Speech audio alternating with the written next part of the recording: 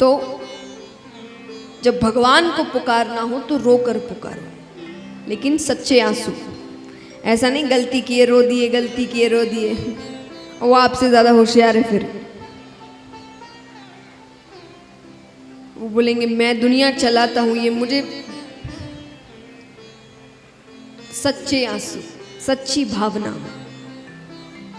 तो इस प्रकार भगवान के स्वरूप के बारे में बताया गया। अब हम चलते हैं शुकदेव जी के अवतार की कथा की ओर। शुकदेव जी का अवतार कैसे हुआ, ऐसे अलग अलग शास्त्रों में अलग अलग ढंग से बताया गया है।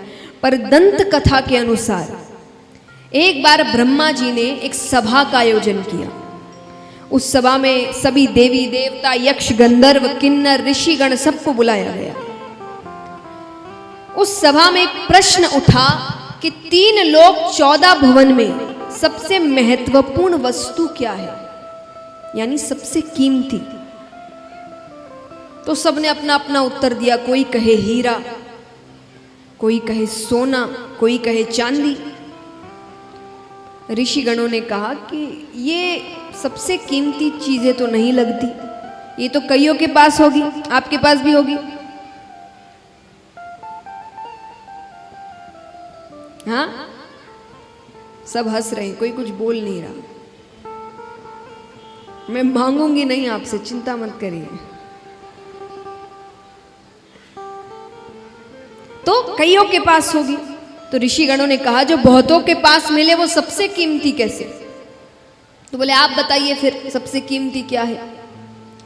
बोले अगर सबसे कीमती कुछ है तो वो है प्रेम। प्रेम कैसा? निस्वार्थ, हमारे आपका नहीं। हम लोग स्वार्थ का प्रेम करते हैं, जिससे मतलब है, जिससे काम है उसी से प्रेम है, जिससे नहीं हो वो प्रेम नहीं। निस्वार्थ, जिस प्रेम में कोई स्वार्थ नहीं होता, कोई मतलब नहीं होता, वो जल्दी से नहीं मिलता। पर उन्होंने कहा किसी के पास तो होगा, उसी से तो सीखेंगे दूसरे। एक प्रेरणा स्वरूप भी तो कोई होना चाहिए। तो अब ऋषिगण पूछते हैं आप लोग बताइए आपको कौन लगता है जिसके पास ये प्रेम तत्व हो? कुछ कहते हैं हो ना हो ब्रह्मा ब्रह्माणी के पास तो हो गई, वो दुनिया की रचना करते हैं। ऋषिगणों ने कहा ब्रह्मा जी रचना के कार्य में इतने व्यस्त हैं, उनके पास ब्रह्माणी के लिए समय ही कहाँ है। ठीक है, अब वहां नारद जी भी बैठे थे। नारद जी किसके भक्त हैं? नारद जी किसके भक्त हैं? विष्णु भगवान और लक्ष्मी माता। तो उन्होंने कहा कि हो ना हो मेरे प्रभु विष्णु भगवान और लक्ष्मी माता के पास तो जरूर है। ऋषिगणों ने कहा वहां भी उतना नहीं है। क्यों नहीं है? अरे बोले अगर उतना प्रेम होता तो समय न समय देखकर भगवान भक्तों के पीछे थोड़ी दौड़ते। आधी रात को गजेंद्र ने पुकारा, लक्ष्मी जी को छोड़कर चले गए। ऐसे आधी रात में कोई छोड़कर जाता है क्या? पर उनको भक्त इतने प्यारे हैं, तो वहां भी उतना प्रेम। तो सबने कहा फिर आप ही बताइए कहां है? तो ऋषिगण कहते हैं अगर प्रेम की पराकाष्ठा कहीं पर है तो वो है महादेव जी और पार्वती माता के पास। क्यों? पहली चीज तो वो उनके आधे अंग पर विराजती है, और महादेव जी सबसे ज्यादा समय कैलाश पर्वत पर ही रहते हैं, वो जल्दी से बाहर नहीं जाते। नारद जी को बात अच्छी नहीं लग रही, वो विष्णु भगवान के बहुत बड़े, तो उन्होंने कहा अगर इतना ही प्रेम है तो मैं झगड़ा करवा दूं तो? अब आप सोचे झगड़ा कराना कौन सी, झगड़े तो पति पत्नी में होते ही रहते हैं। आपस में झगड़ा करना अलग है, कोई तीसरा आके झगड़ा करवा दे वो अलग है। अगर किसी तीसरे की वजह से आप दोनों झगड़ ले, मतलब प्रेम में कमी है। तो नारद जी ने कहा मैं झगड़ा करवा दूं। ऋषिगणों ने कहा तब की तब देखी जाएगी। ठीक है, अब नारद जी रोजाना कैलाश पर्वत जाए, पर दोनों साथ में बैठे रहे, वापस आ जाए। एक दिन भोले बाबा कहीं गए हुए थे तो नारद जी तुरंत पहुंच गए, माता को प्रणाम किया। पार्वती माता ने कहा कैसे आना हुआ? अरे बोले मुझे बाबा से बहुत जरूरी काम था। कहाँ है वो? माता ने कहा वो तो अभी बाहर गए हैं, अगर ज्यादा जरूरी है तो मुझे बता दो, मैं उनके आते ही उनसे कह दूंगी। नारद जी कहते थोड़ी व्यक्तिगत बात थी। व्यक्तिगत यानी पर्सनल, हर किसी को नहीं बता सकते। मैया ने कहा आपके बाबा और मेरे बीच कोई व्यक्तिगत बातें नहीं रहती, वो सब कुछ मुझे बताते हैं। नारद जी कहते मैं नहीं मानता। पुरुष कोई ना कोई बात तो स्त्री से छुपाता ही है, तो चाहे कोई भी हो, वो जीवन की हर बात नहीं बता, कोई ना कोई एक की दुख की बात होगी जो उसने छुपाई है। अब यहां जितने भी शादीशुदा पुरुष बैठे हैं, घर जाके सबकी क्लास लगने वाली है।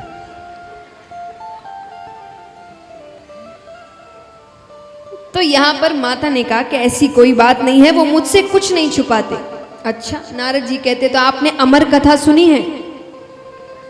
माता ने कहा ये कौन सी कथा है? अरे बड़ी गोपनीय कथा है, बाबा हर किसी को नहीं सुनाते, जिससे सबसे ज्यादा प्रेम करते हैं उसे ही सुनाते हैं। माता ने कहा इसका मतलब वो मुझसे प्रेम ही नहीं करते, क्योंकि मुझे तो नहीं सुनाई। नारद जी कहते वो मैं क्या जानूं। अच्छा मैं चलता हूं, बाबा से मत कहना मैं आया था। नारद जी ने अपना काम कर दिया। अब माता केवल ये सोच रही है अमर कथा क्या है, ऐसी कौन सी कथा है, मुझे क्यों नहीं सुनाई। अब भोले बाबा घर पहुंचते हैं, रोज की तरह कोई स्वागत नहीं, कोई आओ भगत नहीं, दरवाजे पे कोई लेने नहीं आया। ठीक है, वो चुपचाप अंदर आ गए, अंदर आकर बैठ गए। बैठने के बाद भी ऐसा नहीं कि वो कुछ प्रश्न करे, क्योंकि अब जब आप घर जाए तो कई बार घर जाओ तो पत्नियां 10 प्रश्न करती है, कहाँ थे, काम कैसा हुआ, किससे मिले, क्या बात हुई। आज पार्वती जी कुछ पूछ ही नहीं रही, बिल्कुल बात नहीं कर रही। अब जब पति पत्नी के बीच झगड़ा हो जाता है ना, तो बातें बच्चों के माध्यम से चलती है। वो एक दूसरे से बात नहीं करे तो बच्चा बेचारा इधर उधर घूमता रहता है। मम्मी से कह दो, वो कहेंगे पापा से कह दो, है ना। तो बच्चों के ही माध्यम से बातें चलती है। तो यहां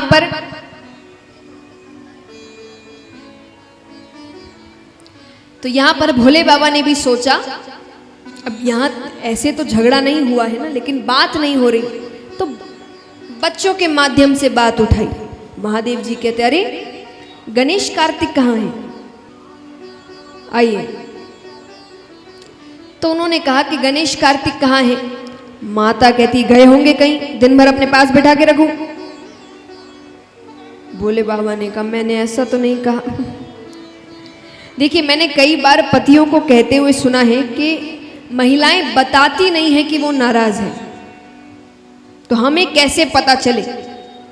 ऐसे पता चले जब आपके प्रश्नों के उल्टे उत्तर मिल रहे हैं, मतलब वो नाराज है।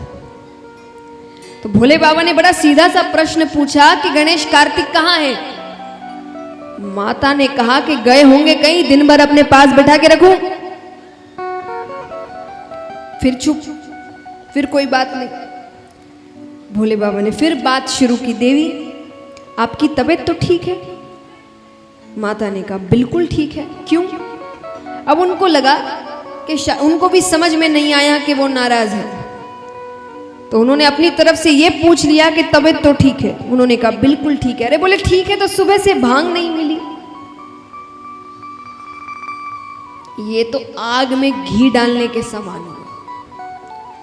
माता कहती है रोज रोज आपको भांग घोट कर दो, बड़े बेटे को खीर बना कर दो, छोटे को लड्डू बना कर दो, इन्हीं चीजों के लिए ब्याह के लाई थी क्या मुझे? अब वो कहीं का गुस्सा कहीं उतर रहा है। तो महाराज अब भोले बाबा यहाँ पूछ ही लेते हैं। भोले बाबा कहते हैं, देवी आप किसी बात से नाराज हैं? माता कहती है, पहले तो ये बताइए आप मुझसे प्रेम करते हैं कि नहीं? भोले बाबा कहते हैं, ये कोई पूछने की बात है? जरूर करते हैं, सबसे ज्यादा प्रेम ही हम आपसे करते हैं। तो ये अमर कथा क्या है? आपने मुझे हर कथा सुनाई है, यही कथा क्यों नहीं सुनाई? भोले बाबा कहते हैं, अमर कथा के बारे में किसने बता दिया? अब अपने नेत्र बंद करते हैं तो पूरा दृश्य सामने आ जाता है कि नारद जी आए, नारद जी ने सारी बातें करी। भगवान कहते हैं, ब्राह्मण देवता आते हैं और अपना कोई ना कोई काम करके जाते हैं। भोले बाबा कहते हैं, अरे नहीं सुनाई तो अब सुना देंगे। माता कहती, अब तो सुनानी ही पड़ेगी, अभी तक क्यों नहीं सुनाई? भोले बाबा कहते हैं, मैं आपको सुना देता, लेकिन महिलाओं में एक बुरी आदत होती है। मैं नहीं कह रही, मैं खुद महिलाओं में क्यों कहूंगी, लेकिन जो बात कही गई है वो कहना जरूरी है। भोले बाबा कहते, माता ने कहा, ऐसी कौन सी आदत? बोले, आप कोई बात छिपा कर नहीं रख सकते। जहां 4-5 महिलाएं या सहेलियां मिली नहीं कि सारी बातें, और ये बहुत गोपनीय कथा है, ये सबको नहीं सुना सकते। नाम क्या है कथा का? अमर कथा, यानी सुनने वाला अमर हो जाएगा। तो थोड़ी हर कोई सुन सकता है। माता ने कहा, मैं किसी को नहीं सुनाऊंगी, आप मुझे सुनाइए। ठीक है। तो कैलाश पर्वत की एक ऊंची शिला पर जाकर बैठते हैं, कल्पतरु वृक्ष के नीचे। भोले बाबा क्योंकि कथा सुना रहे हैं तो थोड़े ऊंचे बैठते हैं, उनसे नीचे माता बैठती है। कथा आरंभ करने से पहले भोले बाबा ने पहली ताली बजाई।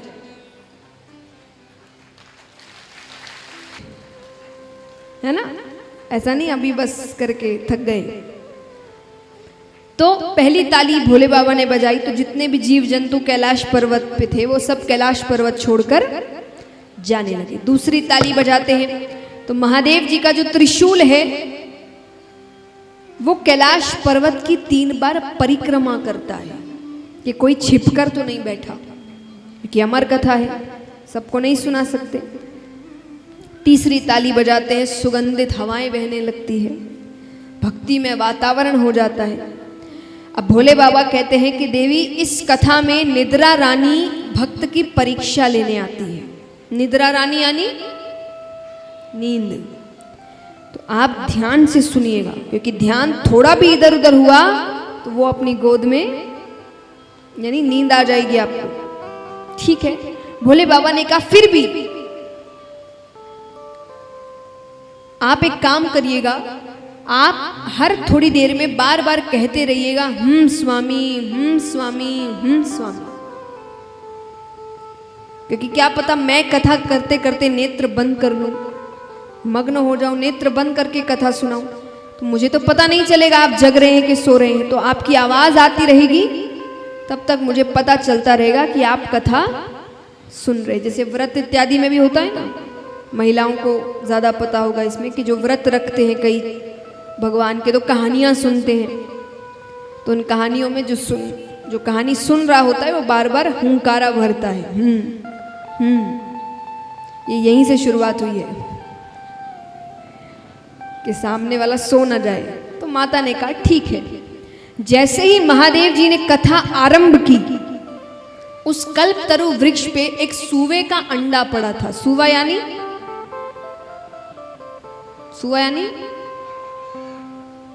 तोता, उसका अंडा पड़ा था, वो उसी वक्त फूटता है, उसमें से एक शूक बालक निकलता है, यानी तोते का बच्चा। अब वो भी बैठकर कथा सुन रहा है शांति से। थोड़ी देर महादेव जी ने कथा करी, फिर उन्होंने नेत्र बंद कर लिए। अब वो नेत्र बंद कर कर पूरी कथा सुना रहे हैं। माता थोड़ी देर सुनती है, थोड़ी देर बाद सो जाती है। लेकिन फिर भी महादेव जी रुके नहीं। क्यों नहीं रुके? तोते का ये स्वभाव होता है, वो कोई भी शब्द बार बार सुन ले तो वो उसको दोहराता है। होता है कि नहीं? जिनको कभी उन्होंने तोता पाला होगा तो पता होगा कि आप उनसे कोई शब्द बार बार बार कहो तो वो भी दोहराएगा। तो यहां पर माता तो सो गई, अब वो शुक बालक कह रहा है स्वामी, स्वामी, स्वामी। अब भोले बाबा ऐसे लीन है भक्ति में कि उनको तोते की आवाज माता की आवाज लग रही है। उनके बस कान में स्वामी जा रहा है, उनको उससे ही मतलब है। उन्होंने पूरी कथा सुना दी। अंत में किसी बात से उन्होंने आंख खोले कि देवी आपने क्या समझा? देवी तो नींद में। उन्होंने उठाया, माता कहती अरे मुझसे गलती हो गई, आप फिर से कहिए, मैं अब नहीं सोऊंगी। भोले बाबा कहते वो तो ठीक है, लेकिन अगर आप सो रही थी इतनी देर से स्वामी कौन कर रहा था? इधर उधर देखते हैं, आंखें ऊपर जाती है तो वो शुक बालक बैठा है। अब देखिए इसमें गलती दोनों की नहीं है। भोले बाबा को क्या पता कि जब उन्होंने पूरी तैयारी कर ली थी तब तक वो अंडे में था। तो जब त्रिशूल ने परिक्रमा की तो कोई जीवित उस वक्त नहीं था। और भोले बाबा को लग रहा है कि ये पता नहीं कौन है जिसने छुपकर मेरी कथा चोरी से सुन ली। उनको आ रहा है क्रोध। तो अब आगे आगे शुक बालक भाग रहा है और पीछे पीछे हाथ में त्रिशूल लेकर महादेव जी कि इसको तो मैं मार कर रहूंगी, इसने चोरी करी मेरे घर में। 3 लोग 14 भुवन घूम लेते हैं, कोई मदद नहीं कर रहा। कौन करे? महादेव जी से कौन दुश्मनी ले? कहते हैं कि जब दैत्यों से संकट आए तो देवताओं के पास जाओ, पर जब देवताओं से ही संकट हो तो किसके पास जाए? तब ब्राह्मण देवता के पास जाओ। ब्राह्मण देवता, सिर्फ ब्राह्मण नहीं, ब्राह्मण कुल में पैदा हो जाने से कोई देवता नहीं बन जाता। आपने वो शिक्षा प्राप्त की हो तो ब्राह्मण देवता के पास जाओ। तो वो शुक बालक पृथ्वी पर आता है, वेदव्यास जी के घर पर। उनकी धर्मपत्नी उबासी लेती है, उनके मुख से वो उनके गर्भ के अंदर चला जाता है। अब भोले बाबा आए, नेत्र लाल, गुस्से में, हाथ में त्रिशूल। वेदव्यास जी देखते हैं, उन्होंने कहा पहली बार तो दर्शन दिए, वो भी इस रूप में, ऐसी क्या गलती हो गई मुझसे? भोले बाबा कहते हैं एक चोर मेरे यहां से चोरी कर कर आपके यहां आया है। वेदव्यास जी कहते चोरी आपके घर पे? चुराने को है ही क्या? भोले बाबा कहते क्या कहा? अरे नहीं नहीं, मेरा मतलब है आप तो बिना मांगे ही दे देते हैं, और ना आप अपने घर में ऐसी कोई वस्तु रखते हैं। अब खाने की वस्तु चुराई हो उसके लिए इतना क्रोध? भोले बाबा कहते हैं खाने की नहीं, उसने मेरी अमर कथा चोरी से सुनी है, मैं उसे मृत्यु दंड देकर रहूंगा। वेदव्यास जी कहते सही नाम है आपका भोले भंडारी। भोले बाबा ने कहा क्यों? बोले क्योंकि अगर उसने अमर कथा सुन ली तो अमर हो गया, आप मार ही नहीं सकते उसको। और मान लीजिए आप सर्वशक्तिमान है, भगवान है, महाकाल है, आप उसे मार दे तो आपकी अमर कथा झूठी हो गई। इसीलिए कहते हैं ना कि क्रोध नहीं करना चाहिए। क्रोध में सोचने समझने की शक्ति खत्म हो जाती है। उनको नहीं समझ आ रहा वो क्या बोल रहे हैं। सोचिए हम और आप तो साधारण से इंसान हैं, हम कितनी बड़ी बड़ी गलतियां कर दे। लेकिन ये सब कहने की बात है, गुस्सा तो आ ही जाता है।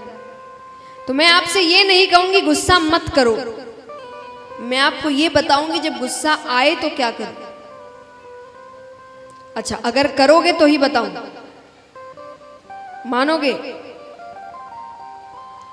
ये पक्की बात है कि गुस्सा चला जाएगा। और सिर्फ चला जाएगा ना, दो चीजें होंगी, क्योंकि देखिए गुस्सा कब आता है, जब सामने वाला कोई अनशन कह रहा है आपको वो बात अच्छी नहीं लग रही तो आपको गुस्सा आता है। तो जो मैं आपको हल बता रही हूँ वो करने से पहली चीज तो आपका गुस्सा शांत होगा, दूसरा जो गुस्सा दिला रहा है उसको गुस्सा आ जाएगा। तो क्या करना है, राधे नाम का उच्चारण करना है। ये आपको पता है कि नहीं, राधा नाम हर चीज का हल माना गया है। दुखी हो, गुस्से में हो, चिंतित हो, राधे नाम का उच्चारण करो। भगवान को बुलाना हो उसके लिए भी कहा जाता है राधे राधे जपो चले आएंगे बिहारी। तो राधे राधे राधे राधे कहना है, लेकिन मन में नहीं, जोर से कहकर दिखाइए एक बार। एक दो बार नहीं, एक दो बार में थोड़ी गुस्सा शांत होता है। एक बार कहिए राधे राधे राधे राधे राधे राधे। कैसे सबके चेहरे पर हंसी आ गई। बस यही करना है। तो जो आपसे अगर मान लीजिए कोई भी व्यक्ति सामने कुछ भी अलग कहने लग जाए, उसके सामने जोर जोर से राधे राधे राधे राधे राधे राधे राधे। आपका तो गुस्सा शांत होगा, उसको आ जाएगा कि कैसा आदमी है, मेरी बात ही नहीं सुन रहा। तो यही करना है। अब 7 दिन है, एक बार करके देख लो, गुस्सा आए तो यहां पर भोले बाबा ने कहा ठीक है, मार नहीं सकता, बंदी तो बना सकता हूं, मैं उसे बंदी बना कर रखूंगा।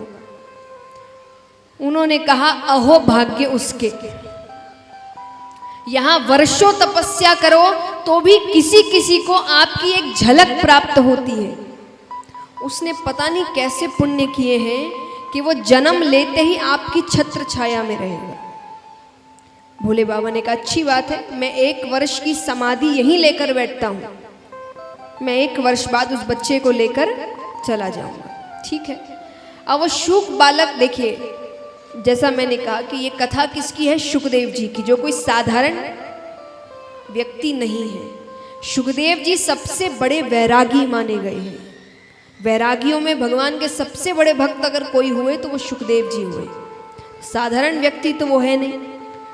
तो अंदर वो शुक बालक सब सुन रहा है। उसने कहा समाधि ली भी तो इतनी कंजूसी से, 1 वर्ष की, अरे 16 वर्ष की समाधि तो मैं लेकर बैठता हूं गर्भ के अंदर। उन्होंने गर्भ के अंदर 16 वर्षों की समाधि ली। 1 वर्ष बाद महादेव जी उठते हैं, लाइए बालक। वेदव्यास जी कहते हैं बाहर आना तो दूर, उसका आकार भी नहीं बढ़ रहा। मेरी पत्नी को बहुत तकलीफ हो रही है, क्या पता वो आपके डर से बाहर नहीं आ रहा, आप उसको माफ कर दीजिए। ठीक है, महादेव जी ने माफ कर दिया, वो चले गए। लेकिन फिर भी 15.5 वर्षों तक वो बच्चा गर्भ के अंदर रहा। अब यहां पर जब तकलीफ बढ़ने लगती है बहुत ज्यादा, तब विष्णु भगवान नीचे उतरते हैं। वो गर्भ के बाहर से बात कर रहे हैं उस बच्चे से। भगवान कहते हैं अरे ये दुनिया बहुत सुंदर है, तुम बाहर आओ तो सही। वो शुक बालक कहता है इसीलिए तो नहीं आना, ये दुनिया इतनी सुंदर है कि यहां आने के बाद जीव आपको भूल जाता है, आपको मानने से इनकार कर देता है। भगवान कहते पर तुम अंदर नहीं रह सकते, तुम जिसके गर्भ के अंदर हो उसको तकलीफ हो रही है, बहुत तकलीफ हो रही है। ठीक है, मैं बाहर आ जाऊंगा, आप अपनी मोहमाया रोक दीजिए। भगवान कहते वो तो रुक नहीं सकती। तो बोले मैं अंदर ही ठीक हूं।